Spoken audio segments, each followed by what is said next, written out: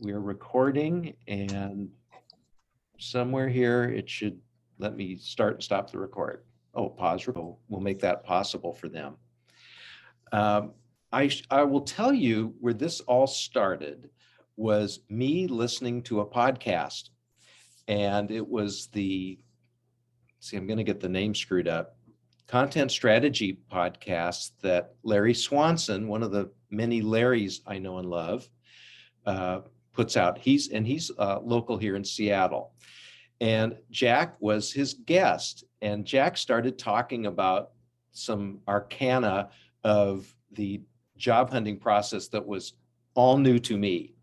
And so there were some things I was dying to share with you, and then kind of piled Jack's information on top of that, and that's what this is today.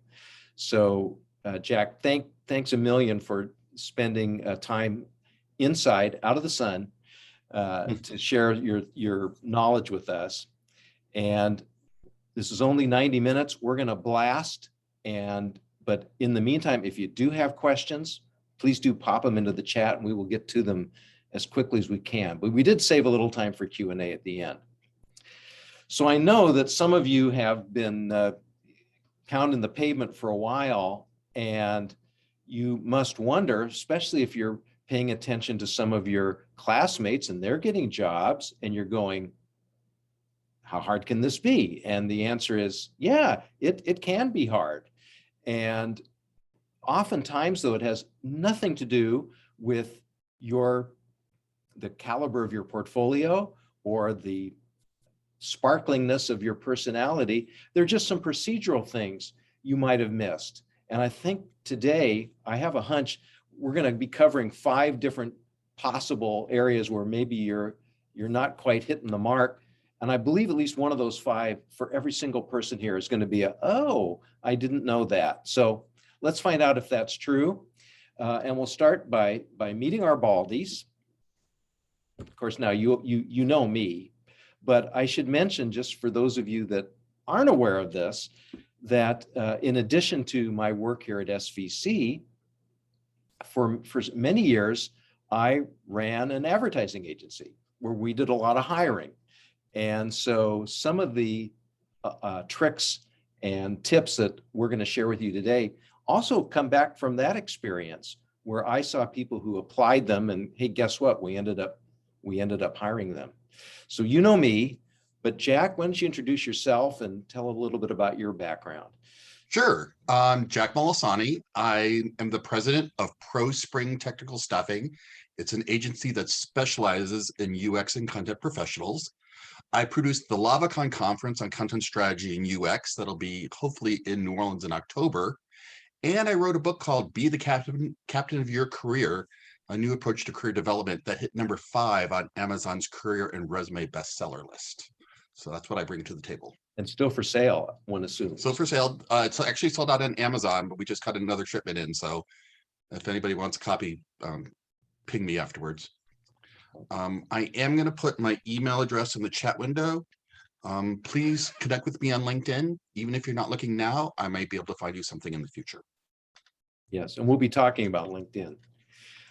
So this is the premise I kind of wanted to throw your way, and that is, you know something now about solving UX problems, and so let's assume looking for a job is a UX problem. And what's the first thing we do when we're trying to solve a client problem about their flow of their website or their app? And the first thing we do, usually, right, is we ask or investigate and find out where is it not working. And a job hunt is not this monolithic thing where you go like, well, I'm hunting and I didn't get a job, so it's not working. There are all these intermediate steps. And if you stop and analyze it, you can maybe isolate the part of the job hunt that is giving you problems. So you could say, well, maybe the problem is I just don't have enough at bats. I've kind of sent out my resumes to the places that were obvious, and now I don't know what to do next. So what does that suggest to you? Or maybe the problem is I send stuff out and I never hear back from anybody. Honestly, that might be one we can't fix. That's the world right now. And it's super frustrating and annoying that you go to all this trouble to apply and then they just beep, they drop you. Well, we probably can't fix that so well, but we'll give you one. Or maybe we can. Yeah, I was gonna say, or maybe we can. So hang tight. They're replying, but for some reason you just don't get to the interview stage. And I think that will be a big part of what we're going to cover here today, ways to look good. So they're going to want to talk to you. Or maybe you're getting interviews, but no offers. We have some thoughts on that subject. And finally, I guess down at the bottom here is like, I'm getting offers, but I feel like I'm getting right up to the edge, but then something happens. And so each one of these problems, how you after you identify them, will require a different strategy. And so as we go through these tips, be thinking about where you're feeling like you're falling short, and then you'll be able to apply these different ideas to that strategy that will hopefully get you turned around. So we've identified 5 areas that we think are potential tripping points along the way between now and signing the employment contract. And this is the first one and this is more top of the funnel, where like, oh, I heard about somebody got a job. It's like, I never saw that thing posted. So how did I miss that? And the answer, or an answer to that, is you can be cruising job posting sites all day long, and there's still going to be some jobs that never hit it. And why is that? Well, the job market is hot now. And so, especially in UX and in content design. And so companies are identifying ahead of time, perhaps who they want to hire. And we'll get to this in a minute about how you want to be that person they've identified before the posting even hits, if the posting hits. But another thing that happens is, if you do pay any attention to what's going on in the news feed on LinkedIn, you'll see job postings galore there, not all of which are reflected in the normal job postings column. How do you become aware of these?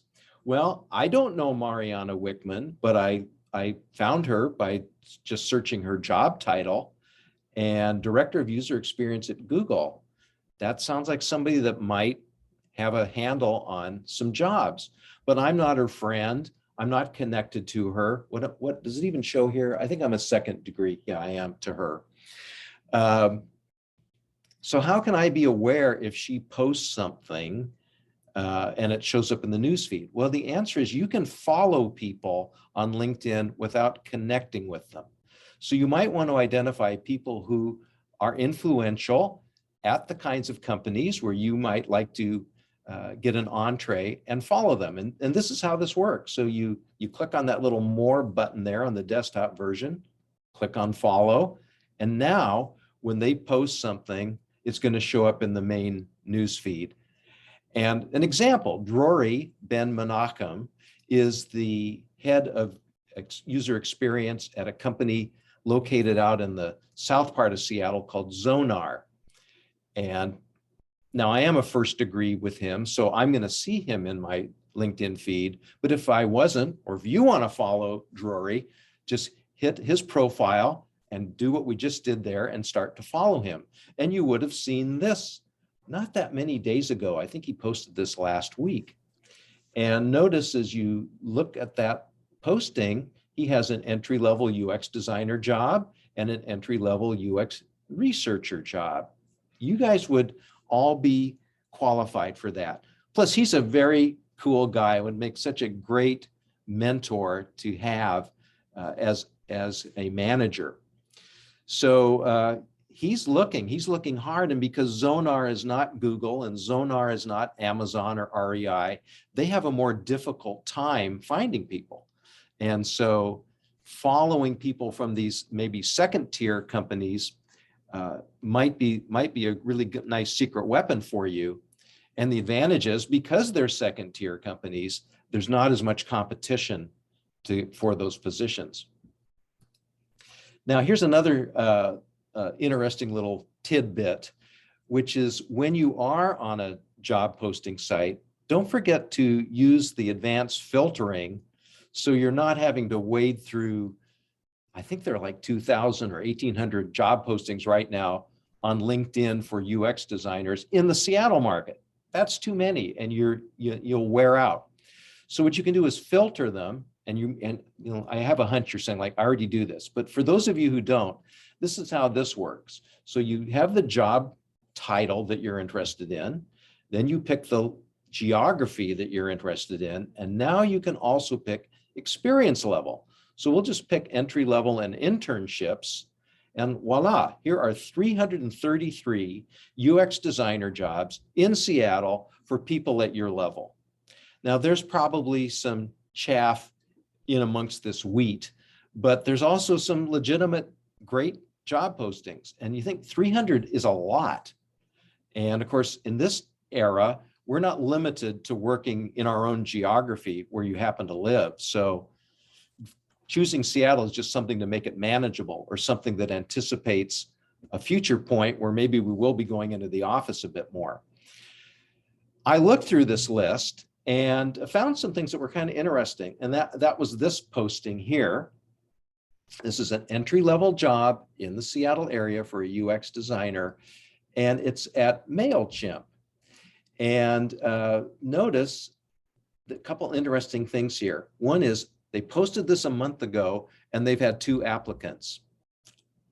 Wow. I mean, that is pretty much an open invitation to learn more about this and figure out, is it a horrible job, or are people just overlooking it because they're using this weird service designer title? But if you actually read the description, I think any of you would fit right into this. Notice also significantly, this is from my LinkedIn page, that Larry has one connection who works here. That connection is Scott Kuby, who actually doesn't work there anymore. He left that job last week. But if you were interested in this, might it be a good idea to talk to Scott and say, okay, it didn't work out for you. What should I be looking out for? Or how might I, as an entry-level designer, make the right impression at MailChimp, right? That would make sense. Be good to talk to Scott, whether he personally could hire you or not. Well, how are you going to do that? How are you guys going to get to Scott? Me. So if you're not linked in with me, you can't make that hop to people at companies where you might be wanting to do some intelligence.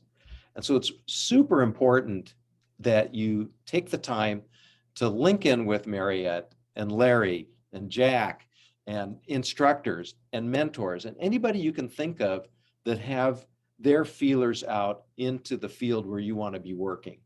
Because those casual conversations with people like Scott are probably going to open the door to a career and a job more so than anything else that you can do. You've heard this a million times, the old cliche, it's a relationship thing, it's a people thing, and it still is. The machines have a role, but people also have a role.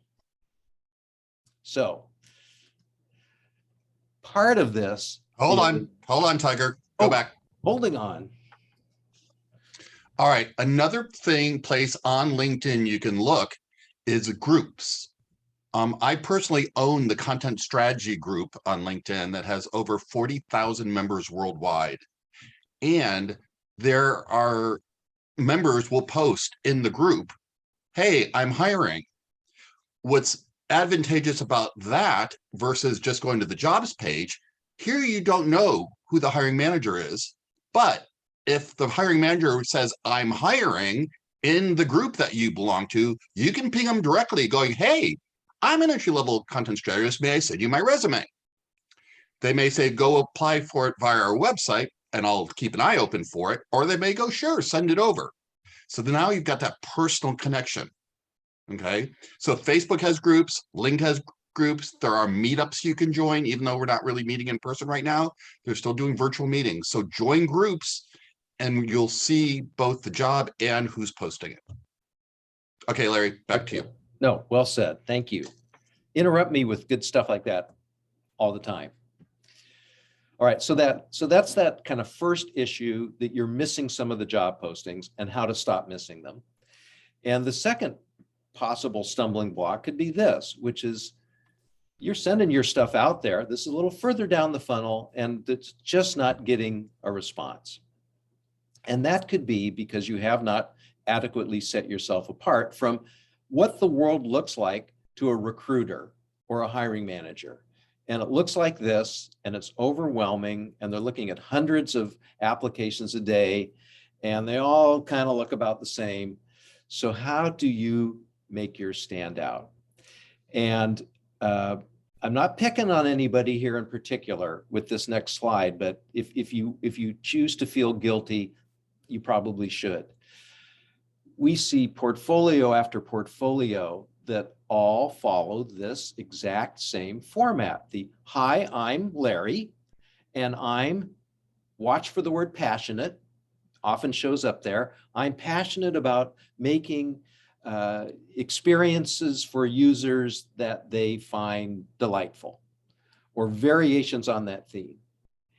And the problem right off the bat here is what you're saying by using that same cookie cutter is I'm replaceable. I'm highly replaceable. If you don't like me, don't worry. There are 1,000 more just like me out there. And I think it's just a real shame, knowing all the time and trouble you've gone to put your portfolio together, to then label it in such a way that it's indistinguishable from the other 1,000. So, by the way, right, portfolios are never done. If this little piece of advice is hitting a little close to home, like, go change it, make it better, fix it. But this is not just about the homepage on your portfolio site. It goes much deeper than that. And it's thinking about what is my story? What do I have to offer an employer that not everybody else has up their sleeve? And sometimes these things are a bit elusive. We don't think they're special because it's us. We've done this our whole life. But the right kind of employer might really key in on some background or skill that you have that, again, not everybody else has. This is an example from one of your fellow students. Landon went through the UX program, I think a couple of years ago, and Landon landed a job at Amazon, which is kind of a higher degree of difficulty for entry-level UX designers, partly as a result of his portfolio, but also this backstory that he told.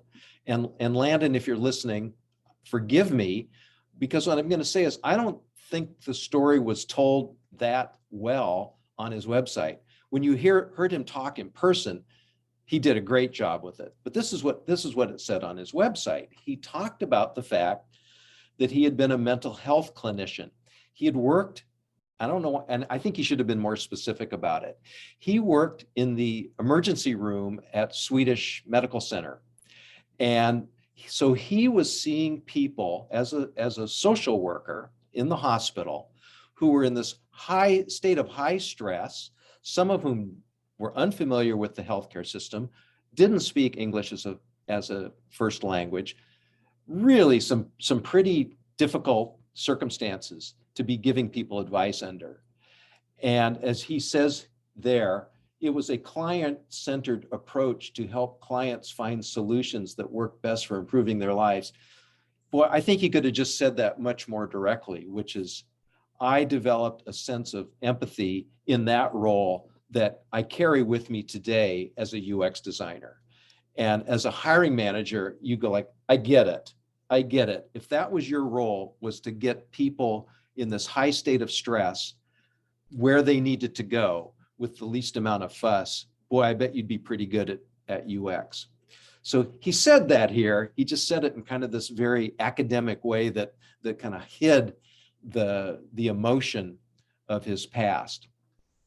So what do you have where you could maybe draw on some other experience you have that on the surface seems totally unrelated? How could working in an ER have anything to do with UX? But Brandon found the connection, and I think it's a very powerful one.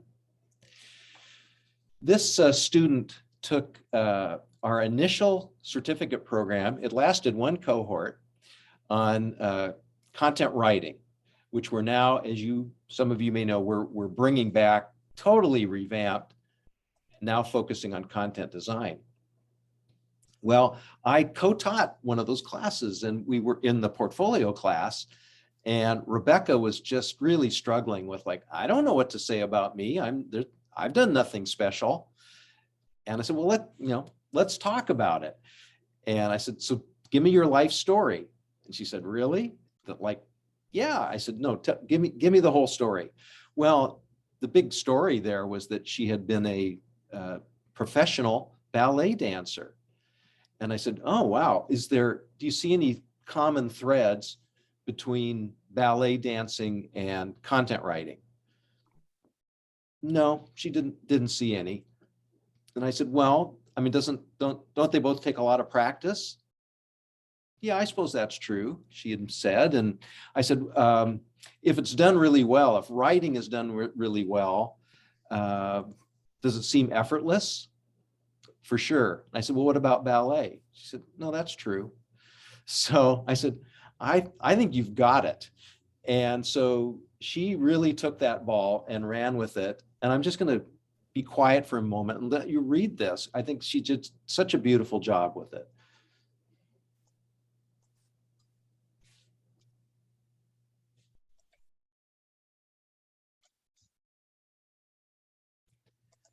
So she not only was able to, just as Landa did, create this bridge between some seemingly irrelevant piece of her past and where she was heading, she also, in this case, demonstrated pretty inarguably, like, oh, she's a good writer. I mean, that is well written.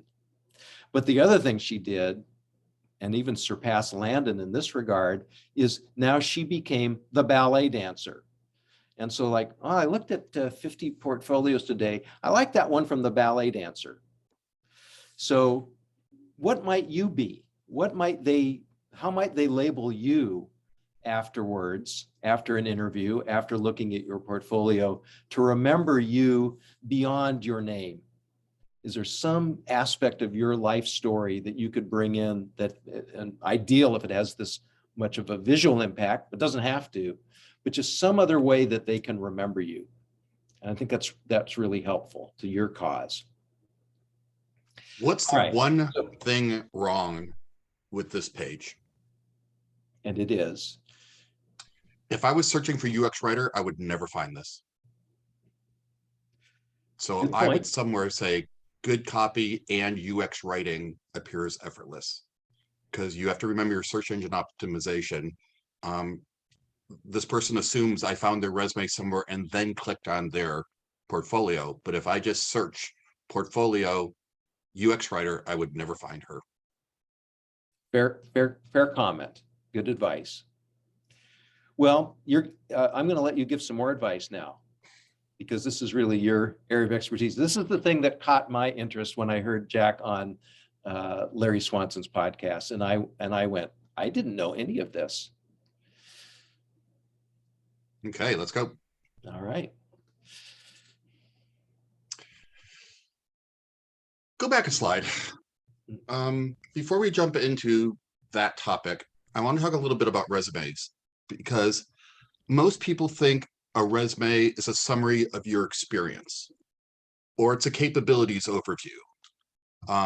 Or as Brian McCaleb in San Diego says, your resume is not your tombstone. A resume is not a capabilities overview. It's not a summary of your experience. So I ended up redefining what is a resume. A resume is just a vehicle that shows that you match what the reader's looking for, or for what the reader's looking for, you grammarians. I'm going to say that again. A resume is just a vehicle that shows that you match what the reader's looking for. And anything you add that gets in the way of the reader looking for something, they're going to stop reading. All right. Say I was looking for a UX writer with at least 1 year of experience, maybe in the accounting field, because we're in an accounting company, and we want you to understand what you're writing about.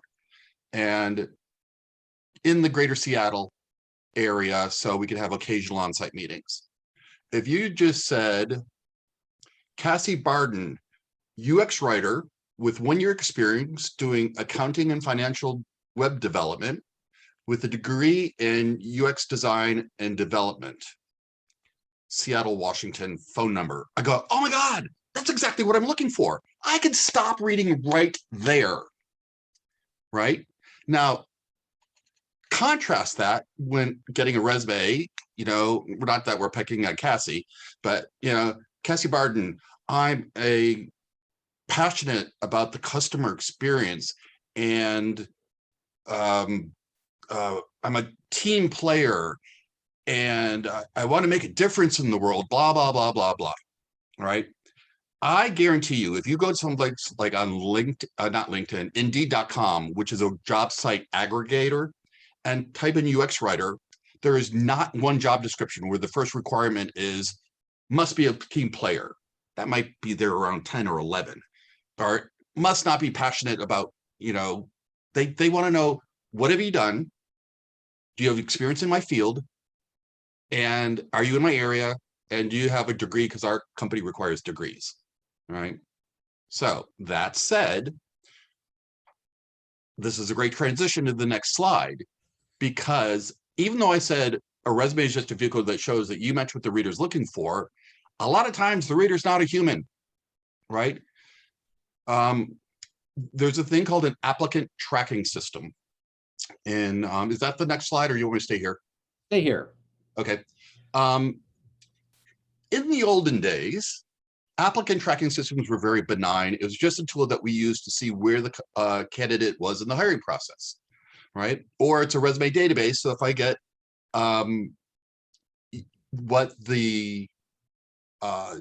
if I get a UX job, I'm going to look at my resume database first. All right. So Cassie, I swear, she just asked me if I'm reading off her website. So mobile changed everything. Job sites now allow you to upload your resume or create a profile on LinkedIn. And if you see a job, you can just take your cell phone and go apply, apply, apply, apply, apply, apply. Suddenly, companies are getting hundreds of resumes that are not even closely qualified for the job. So they added artificial intelligence to their website to weed out the non-qualified candidates. The problem is they went a little too far. And I'll give you an example. A friend of mine was a UX UI designer applying for a UX UI designer job, and she was not getting interviews. So if you Google search or whatever tool you use, is my resume ATS friendly, applicant tracking system, there are a bunch of websites out there where you can paste the job posting, paste your resume, and it will tell you how well your job search you match. And she was getting a really low score and couldn't figure out why, until she realized that because she said, Joe Jones, UX UI developer. The problem is the job posting was UI UX developer. And because those two things didn't match, she was getting disqualified. Any human could see a UX UI developer and a UI UX developer are the same thing. Machines cannot. All right. So that's part of the problem. So if you're applying for jobs and you're not getting interviews, this is why. So go to this website. Someone also, Larry posted a few more in the chat window. And if you are not Zoom experts yet, let me point out in the bottom right-hand corner of the chat window is the menu ... If you click on that, you can save the chat window. And it'll go, if you're on Windows, into your My Documents folder. Enough with that. So to make it worse, they're not just comparing your experience to the job requirements, they're also, the ATS is comparing your experience to the job description. So you've got to really somehow work in that, those keywords or those phrases that they're looking for. Second, to get past the ATS, you have to use their wording. If they're looking for a user experience designer, by golly, you're a user experience designer, user experience designer, user experience designer. If they want a UX designer, you're a UX designer, UX designer, UX designer. All right. If they say experience doing multiple wireframe iterations, you say experience with multiple wireframe iterations. It's that literal. So you're gonna have to tell your resume for every single job for which you apply. Second thing to know about ATSs is they can't read graphics. So if you drop your phone number in a pretty graphic, or you say UX designer and some nice flowy, it'll never read it. So plain text, no frills, no icons, nothing pretty. And we've learned for years to make pretty resumes. No, you can have a PDF pretty version of your resume to upload, but if you're putting your resume into an ATS, it has to match and has to be plain text. The last thing you need to keep in mind about ATSs is they can't parse long sentences. For example, off the top of my head, say it says must have experience writing user manual, let's say policies and procedures. And if you in your resume says experience writing for multiple audiences and using subject matter experts to develop training materials, user interface design, and UX copy and policies and procedures. Wrote is at the beginning of the sentence. I think policies and procedures with the last two words, it won't read. You have to keep the verb and direct object in very close proximity. Wrote policies and procedures, or created wireframes. And you got to cut out all those words in the middle because the ATS won't read. It can't. Guy who started ZipRecruiter wrote a book called Get That Job, and he talks about ATSs. Now, I'm not a big fan of ZipRecruiter, but if you're applying for a job via ZipRecruiter, you might want to read that section of his book. But he says, talk like a caveman. Wrote manuals, created wireframes, right? So, and to be politically correct, he probably should have said, speak like a cave person, but that's what he said. So that's what I'm quoting. So after this presentation, when we send out the link to the recording, I do a whole presentation on just this slide alone. We can include those slides when we send out the email. Okay, Larry? Absolutely. Okay, this is a great place to pause. Does anybody have any questions about getting past applicant tracking systems? And can I throw a question on top of your question? Could you put in the chat, everybody, like, did you know about this stuff? Because as I said, it was news to me. Or just open your mic and talk to us.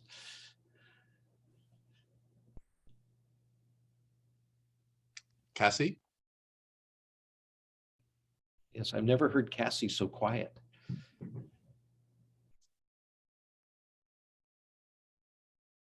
Unmute.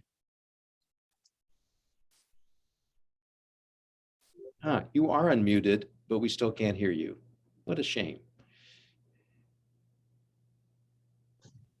Meanwhile, okay, Hillary says, does this same logic apply to the LinkedIn bio, Jack? No. I mean, I don't know what you mean by a LinkedIn file. Bio. Oh, bio. Bio. No, because ATSs aren't crawling LinkedIn. Mostly humans will read a LinkedIn profile. And as a recruiter, I use LinkedIn. So I may search for UX designer, Seattle, accounting, or finance.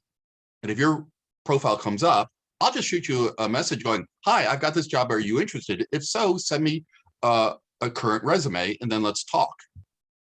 So at that point, you send me a copy of your resume with everything that the client's looking for, like you would if you were applying for an ATS, but now you're talking to a human. Okay, let's go back to the chat window. And Cassie says, I knew about using keywords in your resume, but never knew that there were tools like this. And I didn't know just how dumb the machines are. Yes, absolutely. And I'll tell you, last year alone, I personally know 5 people in my network who got new jobs through personal referrals, who did not get one single interview through by sending their resume to an applicant tracking system. Back before we had ATSs, a lot of job postings said, send your resume to resumes at never to be heard from again.com. Same thing. PT says it was new to know that the words need to be in close proximity for the ATS to read. The cave person rule. Yep. Brennan asked, what's the best way to treat LinkedIn headlines? Should they match the name of the position I'm looking for? Yes. Shall we show Again, them the little test that I did of my LinkedIn profile? Sure. I think it is, you guys, you tell me, I think you can submit a link to your LinkedIn profile in a job application. Is this nodding anybody on that one? I see it a lot. I never click on them. Okay, there you go. Your LinkedIn profile should never be more wordier than your resume, right? So that tells me nothing. And I don't, by the way, the rule of thumb, I don't care who recommended you. You're only going to ask for recommendations from your friends. And so I don't care. Of course they like you, or else they wouldn't be recommending you. No. So I want to know what you did. I want to know where you did it, and how long you did it, and are you available? But that's just me. By the way, anything I say today is just my personal opinion. Try it. If it works for you, keep it. If it doesn't, throw it out the window or change it. Because what works for Larry may not work for Mark. Well, and whether you see what did and didn't work for Larry. So I don't have a resume. I have a LinkedIn profile, and I had never heard of these websites that would grade your resume or grade your LinkedIn profile. So I was very curious to go try them out. So I did a little testing on our behalf here. This is Resume Worded, and they, as you can see here, they have browsed 20 plus resume templates. Well, presumably these templates they're providing you are tuned to be ATS friendly. So that might be something you go take a look at. Job Scan is set up a little differently. I think Resume Worded just sort of looks at your resume or LinkedIn profile against like the best practices of resume writing. Job Scan is one of these tools that lets you match your profile or your resume against specific job postings. So that's what I did here. And I went and my background pre-SVC is in advertising, marketing communications with a big emphasis on healthcare. So I plucked these 4 job postings and thought, yeah, these guys might want somebody like me. And what you do is you literally just copy and paste the job posting into the Job Scan website. And here's what came back. Kind of like, oh, you're mediocre. And it's like, well, good thing I'm not looking for a job. But what this does is it walks through your profile, or again, you can ask it to look at your resume, and it will grade you on very specific, very granular scoring. And when you get deeper into it, you see that blurry stuff down there at the bottom. Those are like added features. We'll give you more detailed report if you pay us some money. So this is what you're looking at here is the free service. And so kind of to your point, Brennan, it looks at headlines, and look at that. I was looking for marketing director jobs, and it found director and marketing in my headline. So I'm awesome, but fell down in some other areas. This was the Resume Worded score, and they too thought my headline was aces. But overall, you can say I got a score of 72 out of 100. I don't know if 100 out of 100 is even possible with these things. But I just thought this was a very insightful tool, if for no other reason than just to remind you of what all the different criteria are that an ATS might be looking at. So I recommend. All right, so Jack, how does this all really work? And I think you already made this point, but it'd be great to walk through these. All right, show them all and I'll tell you. All right, Um, we're gonna zip through them one at a time here, but then we'll get to the end. oh, I see what you did. Okay, go back to the first one. All right, there we go. A friend of mine, Bonnie Graham in San Diego, who is a hiring manager, coined a phrase that I absolutely love. She says, "You are writing for short attention span theater." Now, remember, 99% of the resumes we receive are not qualified for the job, just statistically. So if I don't see what I'm looking for in the first half page of your resume, I'll go, nope, not qualified, and off I go. So even if you, like, say the last 5 jobs you had was as a UX writer, but your currently title is member of technical staff, and you put member of technical staff, well, I don't know what that means. I want to know what you did, not what your title was. So if you're doing UX design, say UX designer. If you're currently in school in a training program, you can say from January 22 to present, student learning UX design. So I can read your resume, I immediately know what you are, what you do, how much experience you have, and whether or not you have what I'm looking for. So make sure that whatever you're looking for is in that summary and it matches the job for which you're applying. Okay, next. No one is going to read your resume from beginning to end. We just don't have the time, right? So I'm going to search for, okay, UX designer, finance. Do you have that? Yes. Now, I don't know how old this resume is. So if I see those keywords, I'm going to reach out to you, go, can you please send me an updated version of your resume? That's if I find it somewhere. But if you're applying for the job and I know what job you're applying for, again, I will skim, yep, you're UX designer, yep, you can do wireframes, good, off to the next person. Okay, next. Don't forget, you're often going past an HR person and they may not know what tools are wireframe development tools. So if you say right off the bat, I'm a wizard with XYZ tool, well, they may not know that.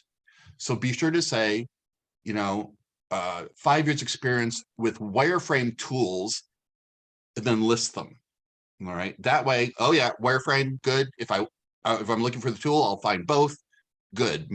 So don't use acronyms. I am so sick when I get resumes and they have words I don't know the meaning of. Always spell out acronyms.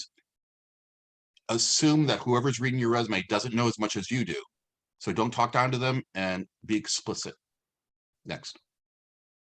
Again, like I said this earlier, I'm looking for, what are you? Are you a cook or UX designer? 2, do you have experience in my industry, right? Doing UX design for nursery school is a lot different than doing UX design for COVID-19 RMNA test development websites. 3, do you have a degree? 4, where are you located? And 5, can I afford you? And out of the 5, that's the only thing not covered in your resume. Now, if you don't have XYZ, tell them you have ABC, which is similar to XYZ. For example, there's an online help tool called RoboHelp, and there's another one called DoctorHelp. And if the job requires RoboHelp, you can say, tools include 10 years experience with RoboHelp, which is similar to DoctorHelp. So again, if the ATS is looking for the word DoctorHelp, it shows up there. You never said you had it, but at least the person will see it. And really, one structured authoring tool is very similar to another structured authoring tool. If you can do wireframes and A/B testing, then doesn't matter what tool I'm using, you know how to do wireframes and A/B testing. Okay. Oh my God. If I get 5 resumes and 4 of them are flawless and one of them has typos, automatically out you go. So I used to say that was true about writers, but not engineers. But a hiring manager once told me, if she can't write 2 pages of error-free resume, how can I possibly expect her to write 10,000 lines of error-free code? So and I guarantee you've been looking at your resume far more often than you are aware of. So give it to someone else to read. Give it to your mom to read. Give it to somebody who knows absolutely nothing about UX design. Now, everybody open your chat window because I am going to show you the most common mistake I see in resumes. So there are three types of hyphens in the world. One is a natural hyphen, and it's used to hyphenate words, mother-in-law. The next type of hyphen or dash is an end dash. It's the width of a letter N. That's why it's called an end dash. And the chat window is not letting me type an end dash.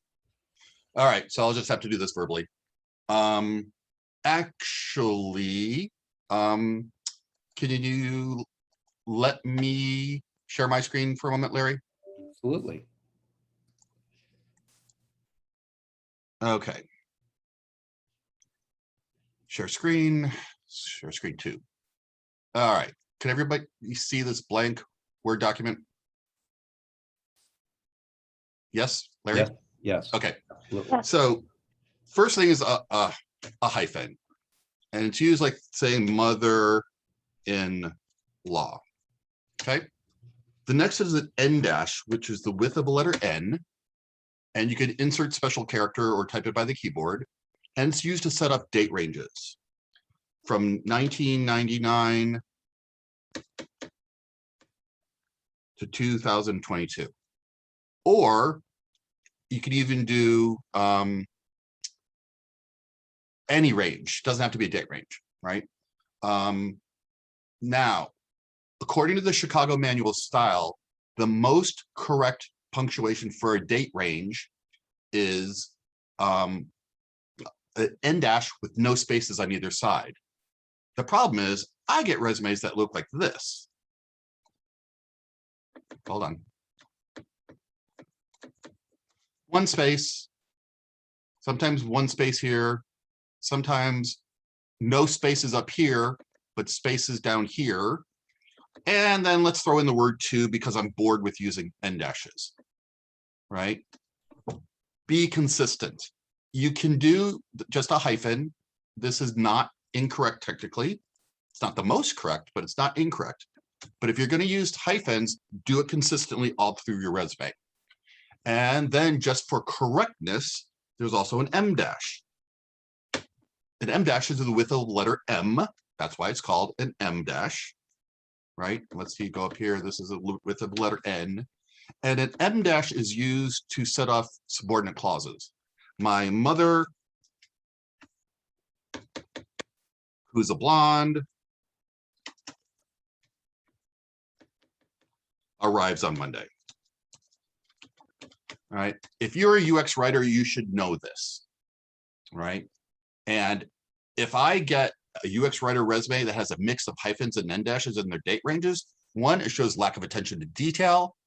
Again, if you can't write 2 pages of error-free resume, how can I expect you to write 100 pages of error-free website? Be consistent. This is the #1 error I see in people's resumes. Okay, Larry, back to you.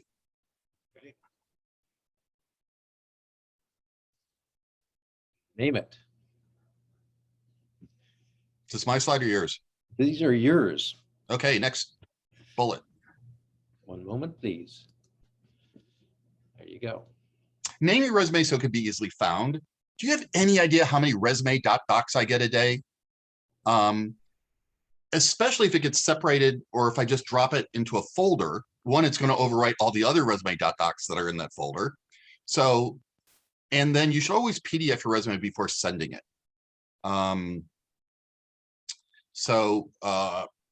Jack Molisani, UX writer, Joe Jones resume doc would be good, but next slide. Joe Jones, UX writer would be even better.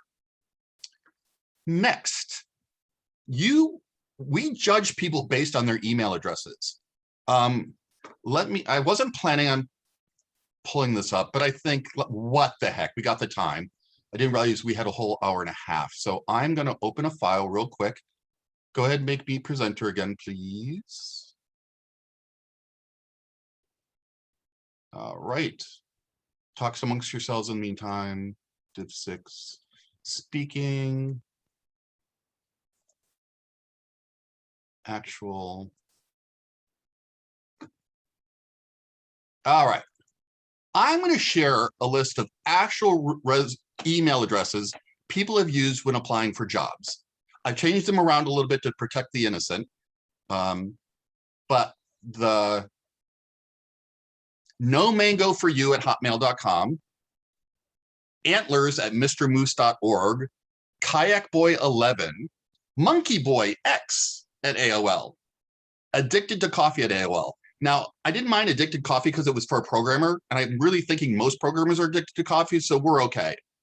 But if you look down, you've got real cranky at yahoo.com and hurry the hell up at Yahoo.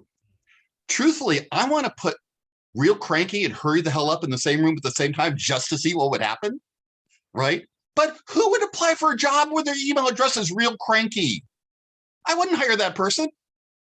How about Ohio Chick 21, Little China Girl Colleen?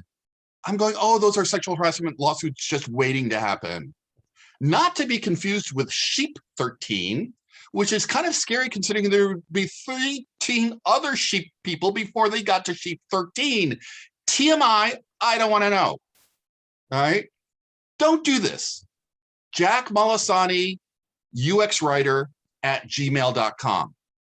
For two reasons. One, I know who you are. Two, I know what you do. And three, after you get your job search, once you land the job, you can kill that email address you used so you're not constantly getting spam. Because once you post your resume on a job board, you will get spam forever used at that email address. All right, so create a professional email address, your name, what you do, even if it has a 1, 2, 3, or 4 at the end, I don't care, at Gmail, and then burn it. Now, personally, I own Jack Molisani at AOL. I've had that email address for years. Someone saw that once and went, wow, you must be really old. God, yes, but that's beside the point. There is age discrimination, but you know, just get a Gmail account, get a burner address, use it for your job search thing, then you could burn it afterwards. Okay. All right. Next. So the bad idea here, right? Yeah, don't do that. Okay. All right, so I'm gonna go back into gotta move this out of the way, move that down. Okay. So we've been talking about what not to do. Let's talk about what to do. First, highlight your strengths. If you're doing UX design and you have a degree in computer-human interaction, put that at the top. If you have a degree in basket weaving or some other just nothing to do, then you might want to put your degree at the bottom of your resume. All right. If you are applying for a full-time staff position and you've been contracting a while, the person might want to know, well, wait a minute, why do you want a job now? Because if you've been contracting, you might get bored after a few weeks and leave. So one of the things you can get around that is, instead of saying from January to March at this job and March to April at this job and no, blah, blah, blah, blah. No, just go 2020 to present. Independent contractor working contracts while looking for a full-time staff position. Laid off due to COVID, right? Contracting while trying to get back into a full-time staff position. I would find that totally acceptable in a resume. Oh, okay. She was laid off, took a contract, wants to come back, fine. But if you've been contracting for 20 years and you're applying for a staff position, I'm going to know why. But I don't think anybody on this call has been working for 20 years except Larry and I. So let's go on. Again, put the most applicable information at the top of your resume. And even if the job you're applying for requires something that you did 2 or 3 years ago that may be further down on your resume, make sure that goes into the summary. And I'll give you an actual example when this person didn't do that. A client in Houston wanted a technical writer with experience writing patent applications. I found one, submitted them. She emails me back 10 seconds later, go, he doesn't have patent writing experience. I go, yeah, he does, but it was on the second page, second job, second bullet. She just didn't read that far. And the sad thing is he had a summary. Technical writer, experience writing user manuals, online help, policy procedures, and something else. Had he just said experience writing patent applications, user manuals, etc., she would have kept reading to see where he did it. But again, if we don't see it in the first third, we're going to assume you didn't do it, and we're going to bail. So make sure you put that at the top of your resume. Explain gaps in your work history. There is probably an unconscious bias thinking if you haven't been working for the past year, there's something wrong with you, especially in this hot job market, right? So, you know, it's totally fine to say, took 2 years off to raise children and re-entering the workforce, or took, from this to present, going back to school to get my master's. I don't say you always have to do that, but just realize that a human, when they see gaps in a work history, we want to know why. Go ahead.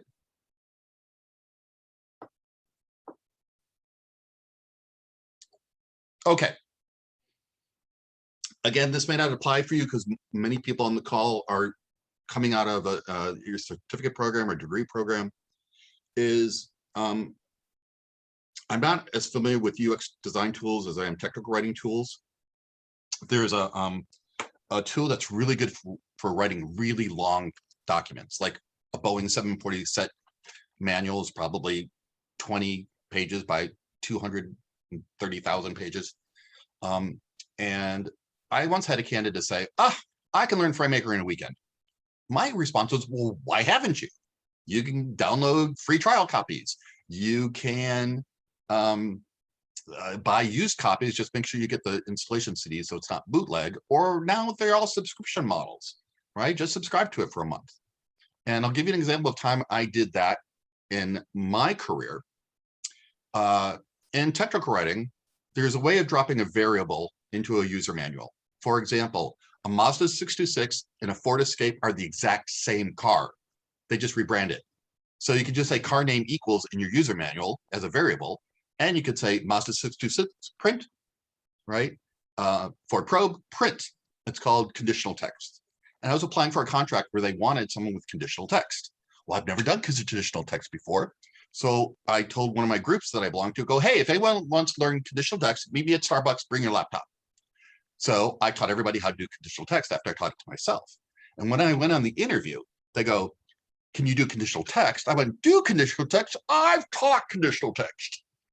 Now, I can get away with that. Somebody of you may not be, because I remember your mileage may vary. But the point is, I learned what they were looking for before I went on the interview, before I submitted my resume. Okay. Keep adding new, better work to your portfolio. I am old school, and especially before COVID, that I used my portfolio as a tool to lead a potential employer down a path of understanding that when I really done what I said I've done, I'm a professional in my field, I can do the same for you. And at this moment, I'm going to reach over here and get my portfolio.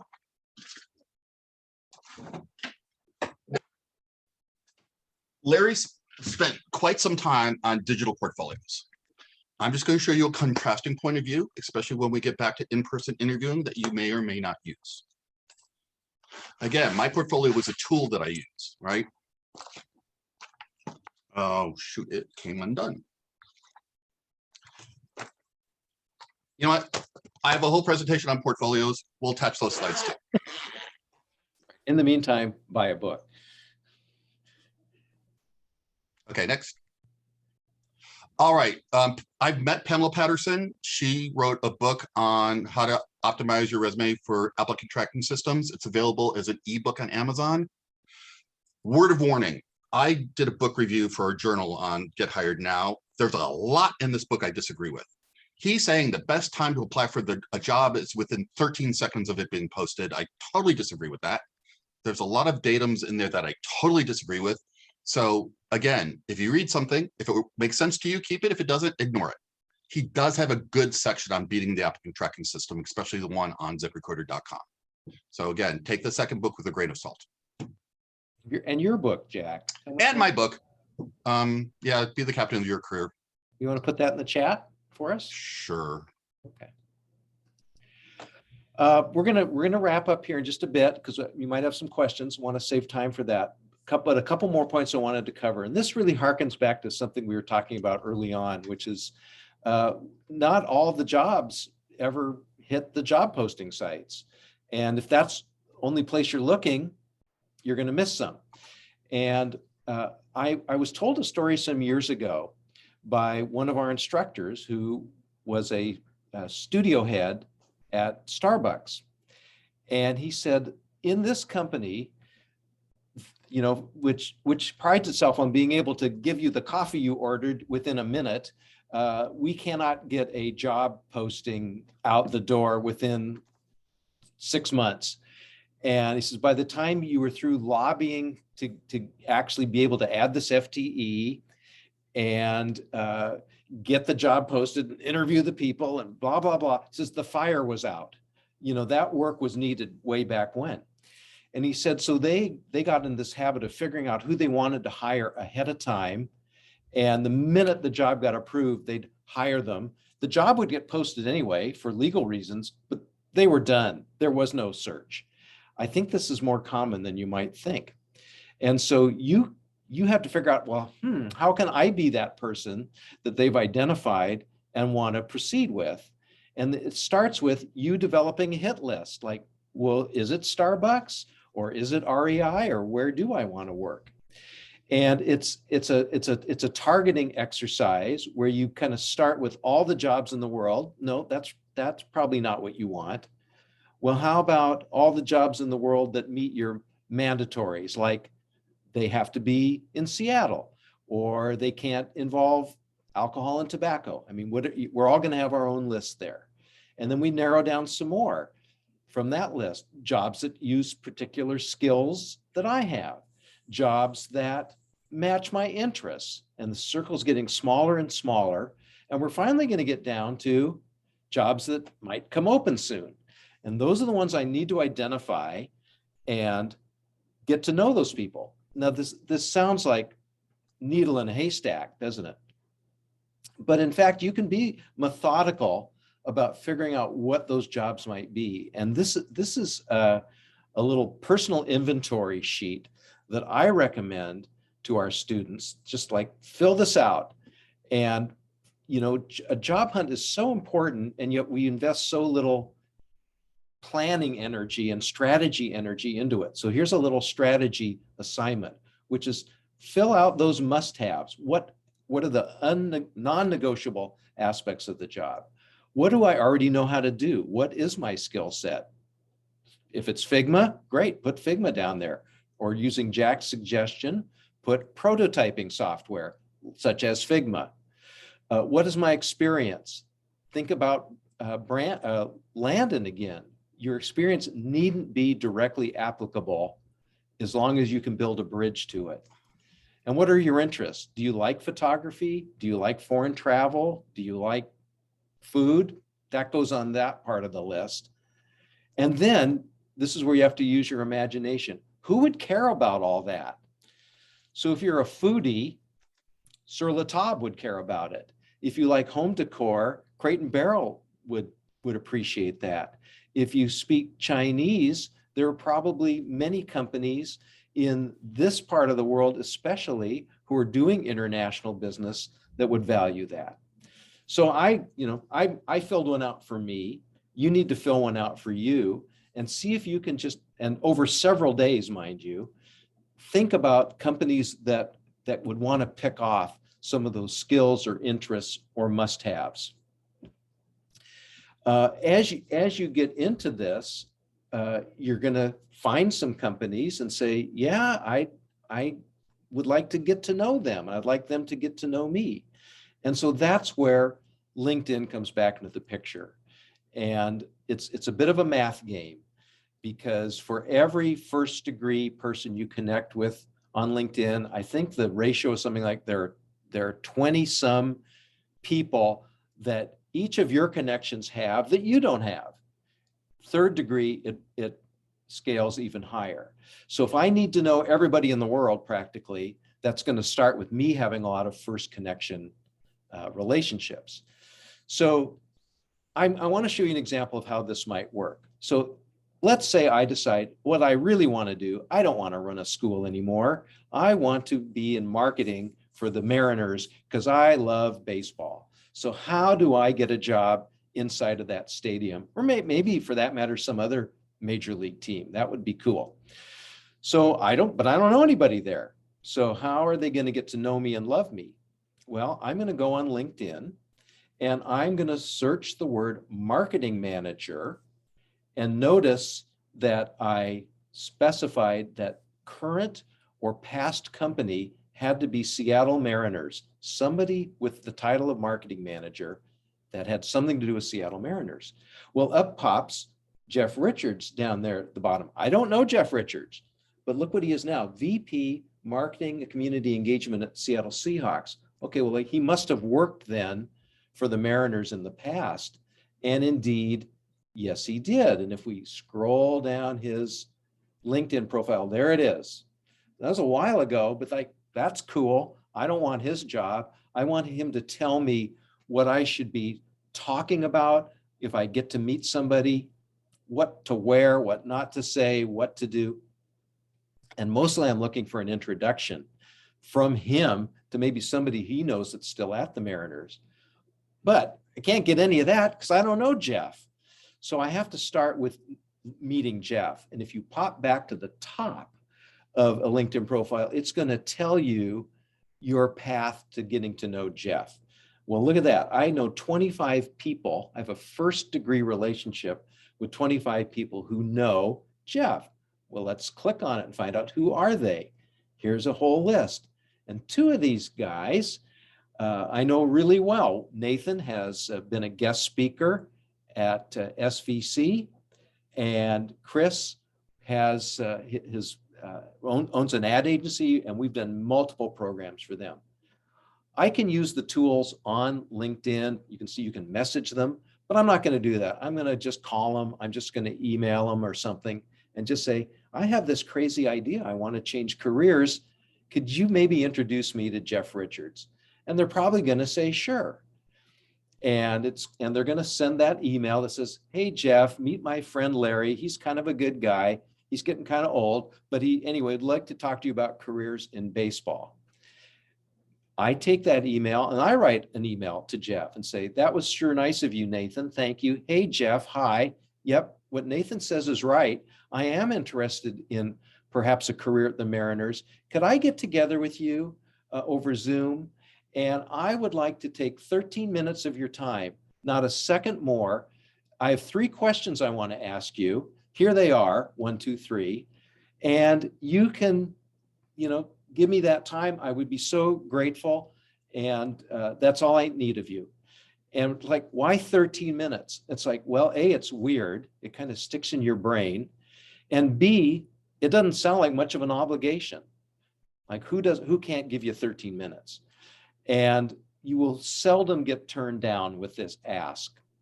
And of course, if they want to go longer, of course, we're going to go longer. But honestly, you should be able to fit your questions into 13 minutes, just enough to say, hey, Jeff, who at the Mariners do I need to be talking about my dream job to? Who are the people? Could you perhaps introduce me to them? And if you can get that 1 or 2 introductions out of each introduction, you're going to develop a very broad network in short order. And by the way, don't leave Jeff without saying, can I be connected to you on LinkedIn going forward? So this little mechanism of figuring out where you want to work and getting to be known by people inside of those organizations, that unlocks the doors in ways that just cruising job postings never will. Okay, we mentioned we had 5 potential stumbling blocks, and this is the 5th one. And those of you who have heard from me during your portfolio presentations have probably heard me speak to this, which is, give me the results. We happen, for the most part, many of us, to be in Seattle, which is a tech scene dominated by Amazon and Microsoft, and they are both metrics-driven organizations.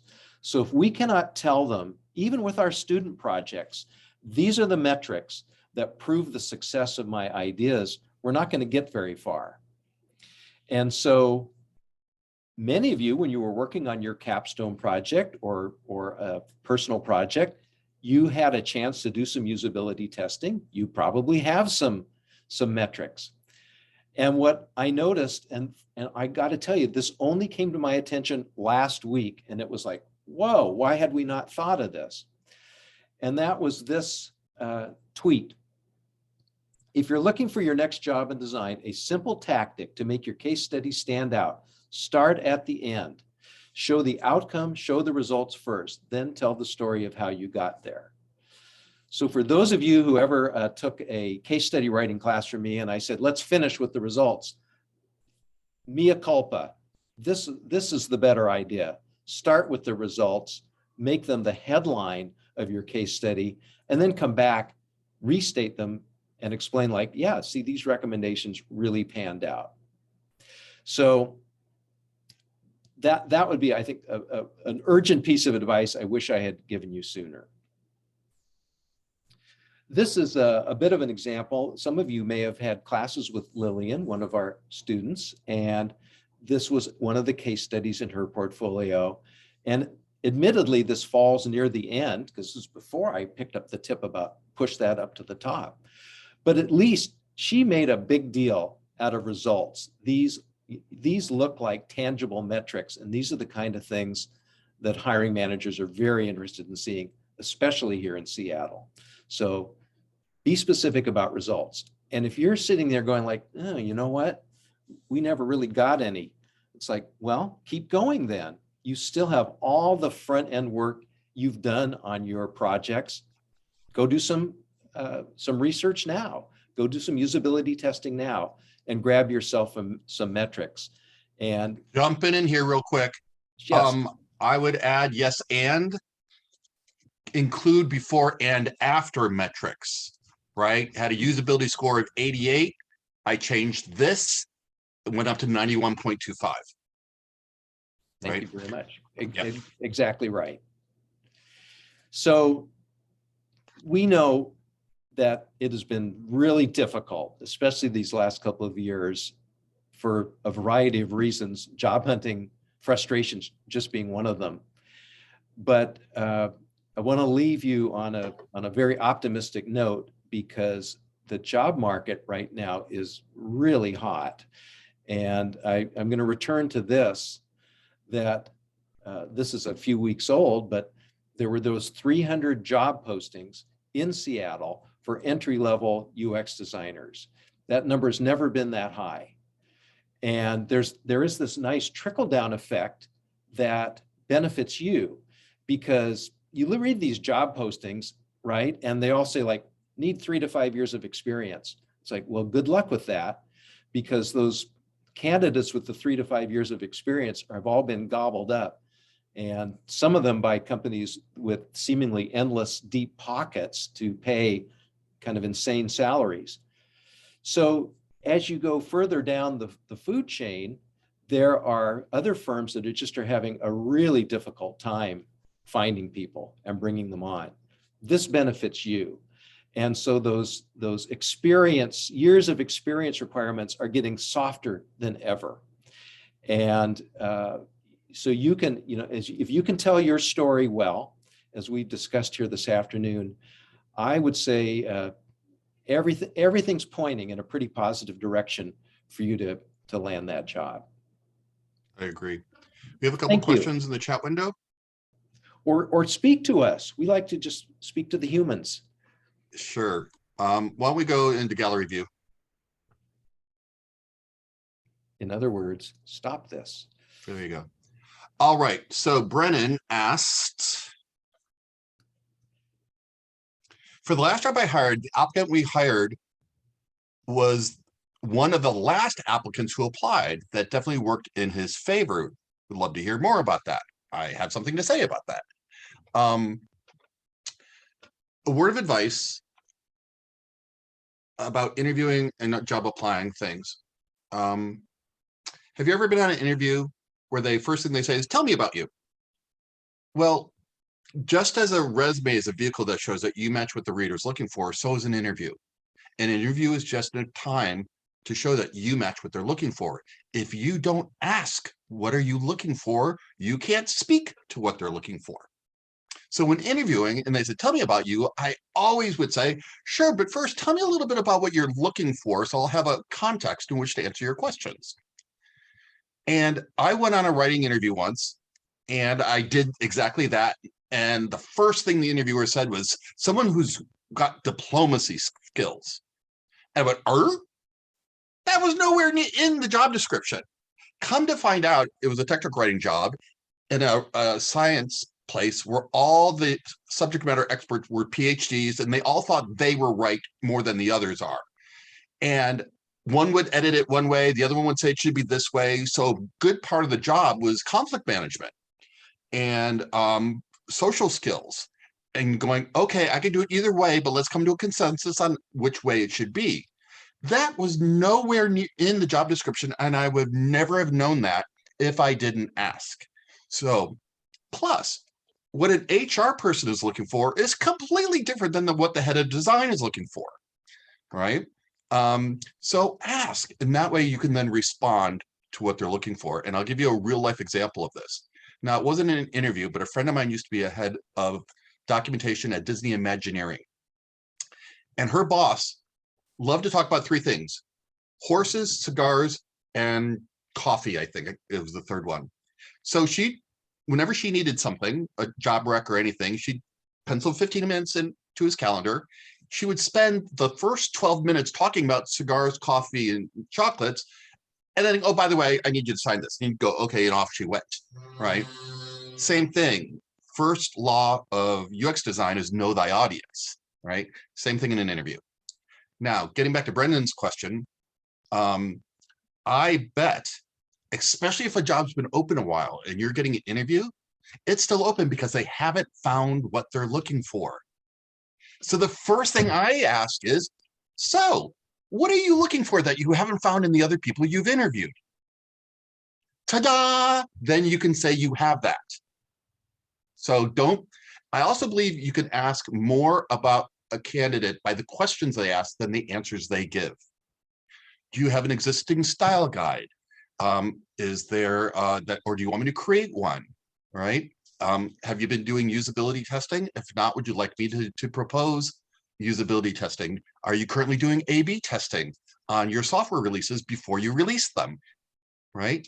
Everything a good UX designer should know and do that someone interviewing may not. So, and that's how you establish that you're an expert in your field, by asking all those things. David Dylan Thomas, who wrote a great book says, start with the why. We need a UX designer. Okay, they're not hiring you because they have all this money they don't know what to do with. Ask, so why are you bringing on another UX designer? Are you having, is there problems with the website? Are you getting bad reviews? I would state in a positive. I go, do you need someone to help increase your usability? Do you need, is it a new product that you're designing? Are you trying to modernize or bring to the cloud an existing PC-based application? All those things that we do as UX designers, right? So ask questions. So I'm guessing that last person who did get hired probably asked the right questions that the previous applicants didn't. I'm guessing. Yep, that's pretty accurate. Yeah. Ta-da! He's a mind reader. Other questions? Have a question for Jack? Two more messages. Oh, yes. By the way, we're doing a free copy of my book as a door prize for staying to the end. Let's do that now. I've got a random number generator. There are 11 people still on the call. So I'm gonna pick a random number between 1 and 11, count down from the top. So the winner is, if I can get my thing to move down. Okay, so Larry and I don't count. So and Mariette will sacrifice her copy 3. as well. Okay, 3, 4, 5, 6. Mariska Valentine, you're the winner. You got my email address in the chat window. Shoot me an address and I will send it to you. Cool. Thank you very much. Also, I would be absolutely pleased to do a free resume review with anybody who wants to send me a resume. It's not going to be a 4-hour consultation, but I may see things that you may not. And it's just one of the ways I give back to the community. All right. Any other questions before we wrap this up? I know. I wanted to go. Can you hear me now? Yes. Okay, good. I wanted to go back to talking about gaps, because even in an interview a year ago, even maybe even longer than that, I was asked what I had been doing since I graduated. And I graduated at the very, very beginning of the pandemic. And I was like, what do you think I've been doing? Like, I obviously answered it as diplomatically as I could, but I found it a little unreasonable at that time, but now I don't find it as unreasonable for people to kind of wonder. But I haven't been raising children. I've been doing what I can and trying to find a job and not doing it as well as I can, obviously. I have an answer to that. Okay. So really, if you haven't worked in the last 18 months, I'm going to also wonder, what have you been doing? Sitting at home, watching Oprah, eating Del Monte, clean peaches and heavy syrup? So the way you get around that is pick a couple of volunteer organizations that you belong to, stay away from politics and religion because you don't want to alienate a potential employer, but say March 2022 present, independent contractor doing UX design for organizations such as, and do a couple projects, work for Pizza and Coke. You know, you don't have to say they were paid gigs. Yeah. And then list those. So it shows that you've been doing something since the pandemic began. Okay. I have been doing like a mix of pro bono and freelance, well, technically web design, but perfect. I don't know. It's probably me projecting, but I just don't feel like that Knock answer it off. is very interesting to people. They're like, it doesn't matter. You're trying to check off a box that's saying I've been working. Okay. Right. That's all that we care about. As long as, see, otherwise, you know what? Here's a true story. I got laid off in the mid 90s, like half of California. My degree's in computer engineering. I was working as a sales engineer, and I could not find work if my life depended on it. A friend of mine had a company that put booths into home and garden shows demonstrating the Ginsu knife. And they said, hey, we've got an opening. It's yours if you want it. Because I subbed for somebody and doubled what she did. I said, sure. So I put everything I had in storage, rented a cargo van, and I traveled the country for a year selling Ginsu knives. By the time I got back, people were hiring again. I was able to get another engineering job, writing job, actually. But I didn't want to put on my resume that I've been selling Ginsu knives as a carny, right? So I put something similar, you know, or I went 4 years with the Software Works and something else. So you can use a truthful statement without actually saying, oh yeah, I didn't get paid for this, you know, or I worked for XYZ company for a year and I could, the magic promotions, you know, I didn't say what I did for them. But there's a way of being truthful without being lying. Okay. That's not redundant. Yeah, no, and I get it. Thank you. Okay, crew. Petit said, same for me. I'm also designing PowerPoint presentations and marketing collateral for clients. Should I talk about that on my resume and LinkedIn? Yes, indeed. But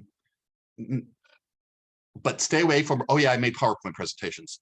Did graphic design and some, you know, writing something that sounds more like in your field, right?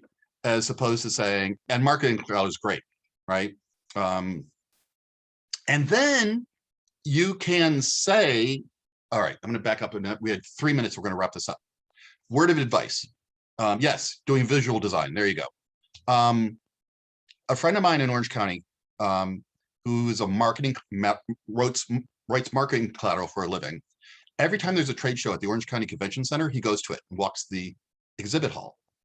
and he looks at everybody's marketing collateral. And then he'll go over to another booth and went, your competitor's marketing collateral is so much better than yours. I can help you fix that. He has never been unemployed in the 30 years I've known him, right? So do stuff like that. You know, anytime you can put on your resume that you're doing visual design, graphic design, proofreading, I don't care what it is. Just show that you're working. All right, any more questions? We got time for one or two more. We'll wrap this up. Okay, good. I have a question. Ah, I- yes, sir. I have two questions. The Okay, first- now you're getting greedy. Yeah, but they're quick. Okay. Question to everyone who attended today. Could you please drop an email to me, Larry A, at svcseattle.com, and just like in 2 sentences, say, this was really useful. This was a total waste of time. You know, are we on the right track with this material? And maybe list the thing that you found most interesting or valuable. Thank you. That is question number 1. Would you please do that? Question number 2 is also, would you please join me in thanking Jack for spending his afternoon with us and as I said, telling me about things I never even knew existed that I think could really be helpful. So Jack, thank you so much. Thank you, Jack. Thank you. One last question from Cassie Thank you. before you're welcome. One last question from Cassie. Ah, She's talking about putting fake projects in your portfolio. There are no fake projects. For example, if a company wants, what was the prototyping tool you mentioned earlier, Larry? Figma. Figma. Say they want to have examples with Figma and you've never used Figma, and you can get a trial version or subscription, create 25 wireframes with Figma and put them in your portfolio. They're not fake. You actually created them, unless you stole them from someone, right? Right. So, you know, here is a sample wireframe for an interactive screen. Here's a sample wireframe for a static screen. Here's a sample wireframe for a decision tree. Here's a wireframe for a mobile app, right? And that way, and then, or take a really bad app that you use that is just horrible. Take a screenshot, you redesign it and go, this is the before, this is after, this is what I changed and why, right? And then start, you know, so you got a messy before and a great after. You're showing your skill. They're not fake projects. They're just samples of what you can do. Okay. You're welcome. It's 1:30. If anybody has any additional questions or had one you didn't want to ask in a public setting, feel free to email me directly. And thank you for your time and good luck. Thank you, Jack. It was Thank great. you. Thank Really you. appreciate this. Thank You're welcome. Namaste. Thank you, Larry and Mariette. Thanks for coming in.